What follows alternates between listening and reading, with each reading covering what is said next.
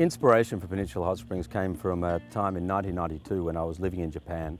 I hopped in the pools of a hot spring town in Kusatsu, which was in the mountains of Japan. It was in the middle of winter, there was snow all around, and I had an epiphany when I jumped in these pools for the first time. And I said, why don't we have this in Australia? A couple of months later, I got hold of my brother. And Charles and his wife took us to a couple of hot springs in the Japanese countryside. And then just before we left, he sprung it on me about, wouldn't it be a good idea to do a hot springs in Victoria? Richard said he wanted to think about it, and he thought about it for a couple of weeks and then said, yep, let's do it. My wife and I came down and wandered around 2 or 3 different sites down on the peninsula. I can remember standing on this site talking to Julia and talking about the advantages of this site over potential other ones that we both thought there was a good feel on the block, particularly the shapes of it, even though there was no trees yet. There was a number of different spaces with the sand dunes and a lot of hills and hollows, and you could picture things sitting in that.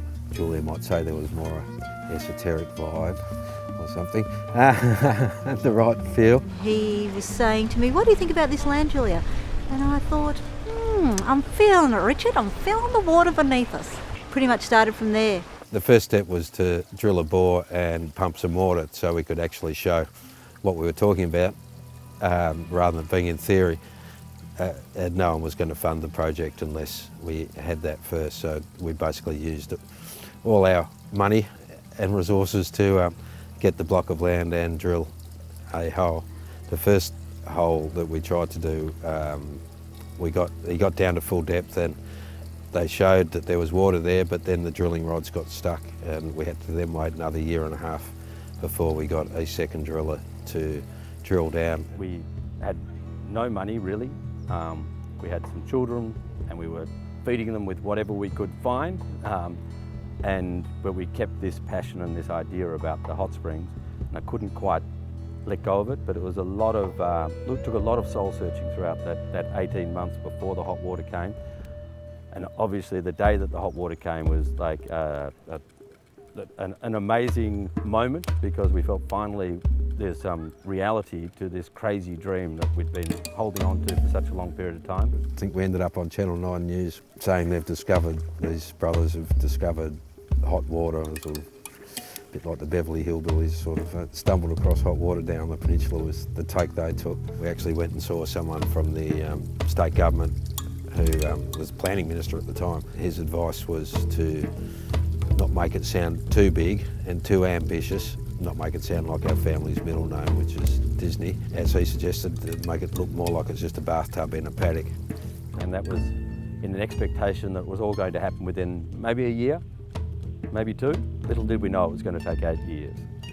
Richard found a magazine which was of the Uluru Culture Centre, and we saw this building which had this flowing roof and this wonderful blue copper roof, and it was just an amazing design that just said this flow that looked like water, and it gave us this sense of connection with the environment. And I said we need to bring him to Japan to see where this concept came from, just to get into the pools. And so we invited Greg, and he brought his beautiful wife Pip along with him, and we started what was a great collaboration, which is still evolving as time goes on now. So we visited many different venues, both in nature and in buildings. We discussed possibilities, looked at materials, looked at aesthetics, looked at the way places worked in terms of their flow and relationships. We wanted to do our own Australian version of that, though. We didn't just want to mimic a Japanese spa, which a lot of people thought it was going to be. Greg Burgess, his approach to architecture was very in line with my own. He introduced us to Kevin Taylor, who he had done other work with. I think it's a very good combination with Richard and Greg and Kevin. Kevin was very good at naturally landscaping the environment. Greg's got a huge, well-known sensitivity to the Australian environment and how to blend buildings into that seamlessly. And Richard's got his own background in horticultural and environmental management. And I think those 3 groups of talents really combine to make something special.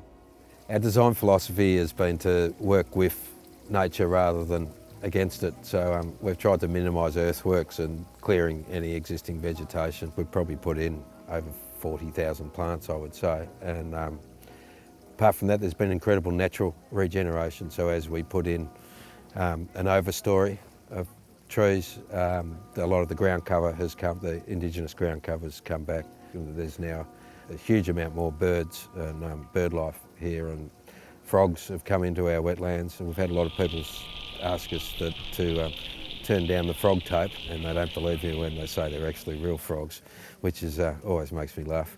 The place is a refuge for healing and relaxation and rejuvenation. So the architecture has really taken on a role as part of a conversation with the wider landscape, with people, and probably particularly with water. Water is an important thread that runs through this project, from the hidden deep aquifer, the way water's collected from the roofs of the buildings into lakes, and the way water's flowing down the gullies. You'll find that in most of the designs there's not many straight lines, and I've enjoyed listening to builders talk about it and how difficult it is for them, and how they've got to become Greg specialists in order to understand his pictures and his drawings, and to try and they have to really work in collaboration together to achieve what Greg's vision is. Yeah, the buildings are set into the landscape in a way that the landscape forms spaces between the trees and the building itself, so that the building both draws space from outside into itself and projects itself out into space. So there's a sort of reciprocity happening there with the intimacy of the interior and the intimacy of the exterior, and the landscape and the buildings become complementary mediators of that quality. The Hot Springs story is very much a story of family business. We couldn't have done it without the support of our families, our wives. Julia's done a huge creative input in the aesthetics, particularly in the early days. Richard would come home some nights and say, I'm sort of having a bit of difficulty with maybe the form of some of the pools, and we'd sit together and I'd sort of go around maybe doing some drawings with him around, curving some areas around and the form and the feel of certain pools. Miyoko, my wife, has a background in flower arranging. Her mother was a teacher of the Japanese ikebana flower arranging profession. And so Miyoko comes in 3 days a week and arranges all the flowers and gets them delivered. And it makes a nice involvement with the whole family. From the first design, we always thought we wanted to connect family. The facility was about my brother and myself, and a shared dream. We were both starting our families at the very beginning of the Hot Springs. My wife is Japanese, and she was at the heart of the inspiration. It was really great to see Charlie and Richard start working together, because they are so different. By our battles, we've been able to end up winning a war, in a sense, and if you call it a war, but the war of creation. Charlie's very good at talking and lots of ideas, so he's heads up the marketing department and does a good job of that. Better at a cocktail party than I am. Charles tends to be the one who comes in with the way out ideas, and then it's up to Richard to kind of make them into physical reality, and I have to manage the staff somewhere around the way of getting it done. Charlie and Richard and Norm have all been very hands-on with the project, and that's made it very intense and very much a shared vision. And that shared vision, I think, has made it a very strengthening and enjoyable journey. I grew up in New Zealand, so I wasn't totally alien to the idea of hot springs. But, you know, when I came into this project, I didn't dream, and I don't think any of us dreamed, that it would be as successful as it has been. Yeah, the project is still young, really, even though it's been going now for 15 years. We've only ever used about 3 to 4 acres of the property so far. We've got 42 acres to come, and there's just so many things which will be bringing people out into the environment. So there is on our dream drawing a rather substantial stage 3, which is accommodation and a whole new reception building and a wellness centre. We've done some infrastructure towards that, but again, we haven't had enough time to go any further yet. but everything's been planned and designed and planted to take that into account. Wominjika, Marambipik Bunurong, Nyandep, Purupan, Akawelam.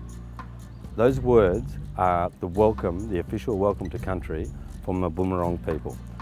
It says, welcome to the land of the Bunurong, our beautiful home. The intent that comes behind those words is about connection to the environment. And it's the Indigenous people who are most connected to the environment. And it is something that we've tried to create here.